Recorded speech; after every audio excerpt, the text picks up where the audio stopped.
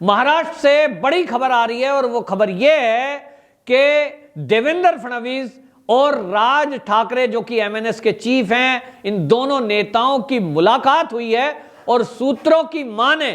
तो जो अब सरकार एकनाथ शिंदे और बीजेपी की मिलकर वहां चल रही है महाराष्ट्र में, इसमें राज ठाकरे शामिल हो सकते हैं। जी हां, जो सूत्र हैं वो ये बता रहे हैं कि जो फॉर्मूला तय हुआ है उस फॉर्मूले के तहत यह तय हुआ है कि जो एकनाथ शिंदे का गुट है जिसमें 50 विधायक हैं, शिवसेना के 40 विधायक समेत उनके 16 मंत्री बनाए जाएंगे और 27 मंत्री भारतीय जनता पार्टी कोटे से बनाए जाएंगे। इस 27 में एमएनएस के चीफ राज ठाकरे के बेटे को मंत्री बनाया जा सकता है। असल में यह विचार किया जा रहा है कि जो शिवसेना का यूथ विंग है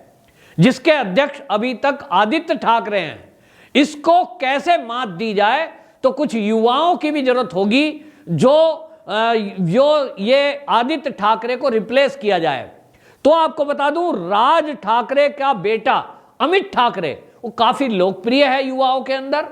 और बिल्कुल वही पुट उनके अंदर है जो अपने पिता का है, यानी बाला साहब ठाकरे जी की छवि लोग उनके अंदर देखते हैं। आदित्य ठाकरे को आपने देखा ही है, बॉडी लैंग्वेज उनकी देखी है, बातचीत आपने देखी है। लोग कहते हैं आदित्य ठाकरे से कहीं बेटर ये अमित ठाकरे है और इसलिए अमित ठाकरे में वो शक्ति है कि वो युवाओं को इकट्ठा कर सकते हैं। और इसी बात को ध्यान में रखते हुए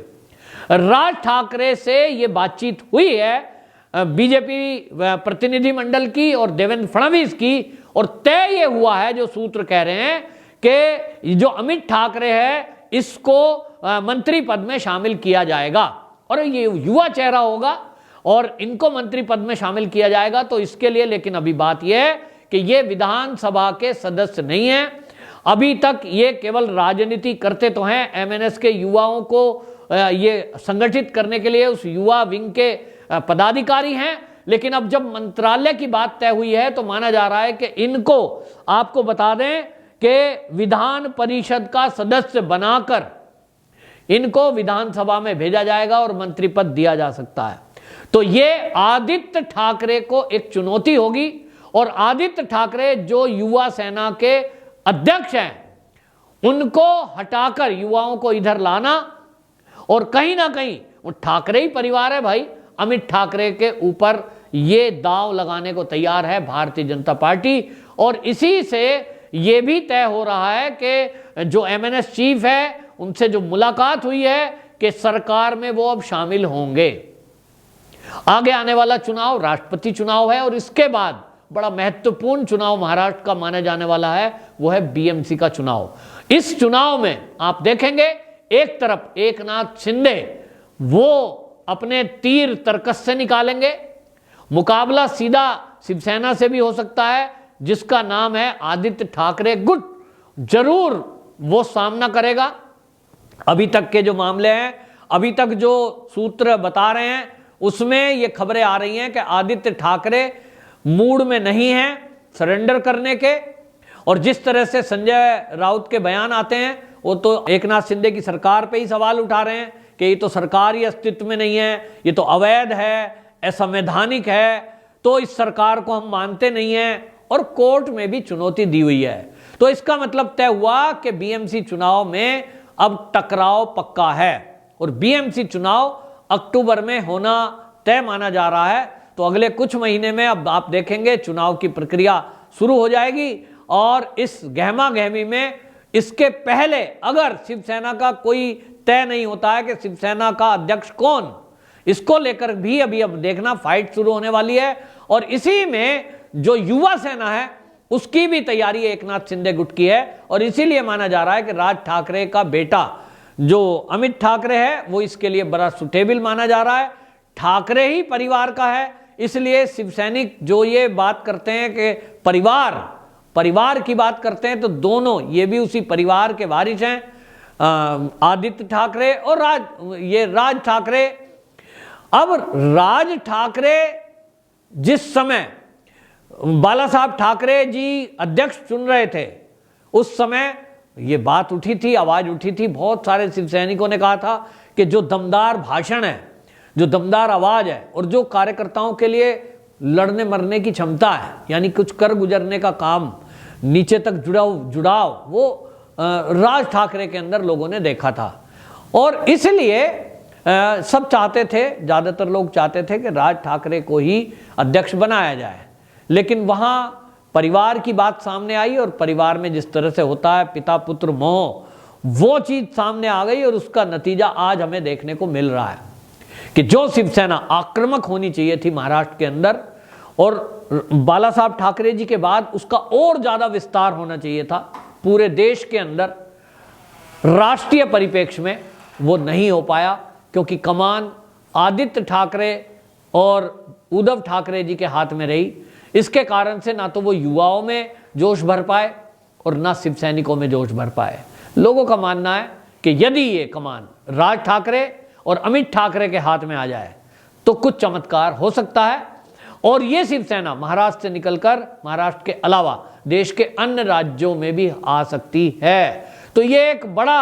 एक अचीवमेंट है। और इसमें आपको बता दें, अभी जो खबरें आ रही हैं उसमें भारतीय जनता पार्टी 27 मंत्रालय लेगी और मैक्सिमम जो महाराष्ट्र में विधानसभा में मंत्री हो सकते हैं वो 43 हो सकते हैं। इसलिए 16 मंत्री एकनाथ शिंदे गुट में से बनेंगे और 27 बीजेपी गुट में से बनेंगे और बीजेपी के जो सहयोगी दल हैं वो अपने कोटे में से उनको मंत्रालय देगी, ऐसा सूत्रों ने बताया है। और भारतीय जनता पार्टी की तरफ से गृह, वित्त, राजस्व सहयोग और जल संसाधन मंत्रालय ये अपने पास रखने का तय हुआ है, ऐसा माना जा रहा है। और नगर विकास मंत्रालय जैसा एकनाथ शिंदे जी के पास था वो उधर ही आने वाला है, एकनाथ शिंदे गुट के पास। तो एक तरह से एक खाका तैयार हुआ है। और इस मीटिंग में जो देवेंद्र फडणवीस के साथ एकनाथ शिंदे जी की मीटिंग हुई है, इसके बाद राज ठाकरे की मीटिंग हुई है, तो ये अभी आगे आने वाले देखने को में मिलेगा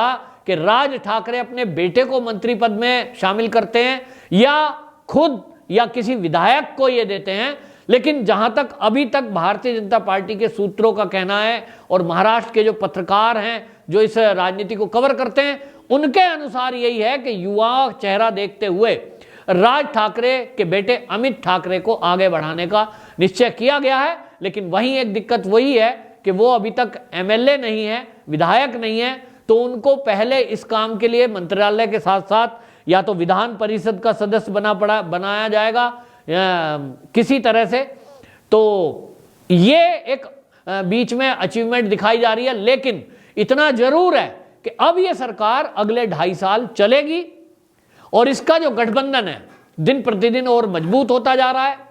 सूत्रों से यह भी खबर आ रही है, जो आप भी देखते हैं, कि अब सांसद भी एकनाथ शिंदे गुट में आ रहे हैं। 19 में से 15 सांसदों की खबर है कि वो एकनाथ शिंदे के गुट में शामिल होने वाले हैं। और इसलिए आपको बताएं, जो महाराष्ट्र की राजनीति में अब ये जो उठापटक हो रही है, इसमें एक चीज और देखने को मिल रही है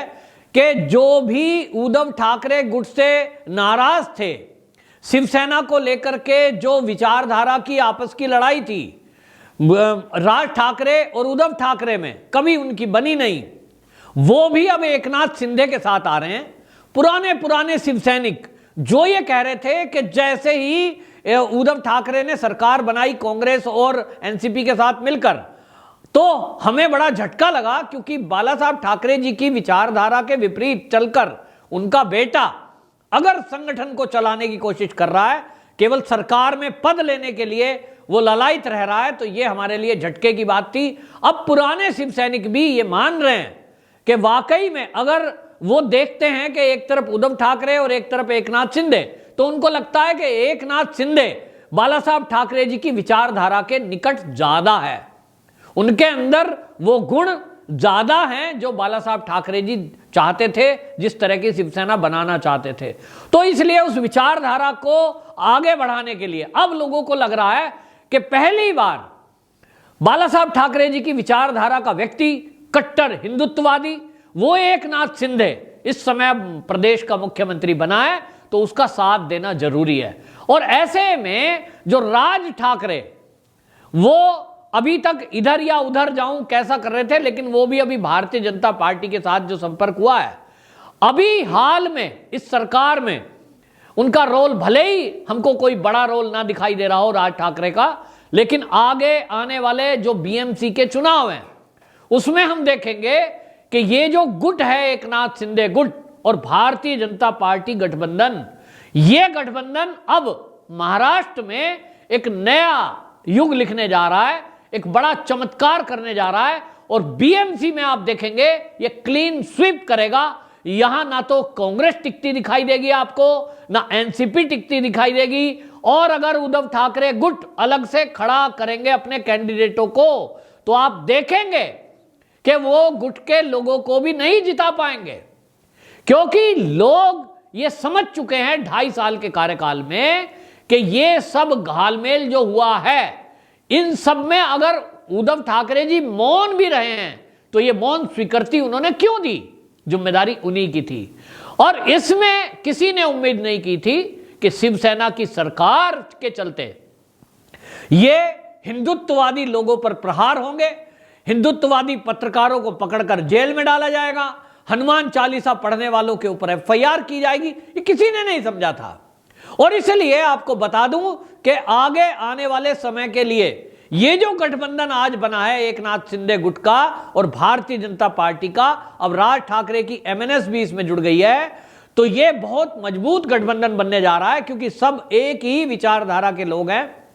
और एक ही विचारधारा को आगे बढ़ा रहे हैं। और सबसे बड़ी विचारधारा जो इनकी निकलकर सामने आ रही है वो है हिंदुत्व, और महाराष्ट्र में इसकी जरूरत समझी जा रही है। और इस मुद्दे पर हम देख रहे हैं पूरे देश में इस समय जो माहौल है वो इसी तरफ हमें झुकता दिखाई दे रहा है, बनता दिखाई दे रहा है। तो निश्चित रूप से आप मानिए कि ये जो गठबंधन है मजबूती के साथ ये महाराष्ट्र में अच्छी सरकार देगा, ऐसा लोगों का कहना है, और बीएमसी में भी चमत्कार करके दिखाएगा। वंदे मातरम।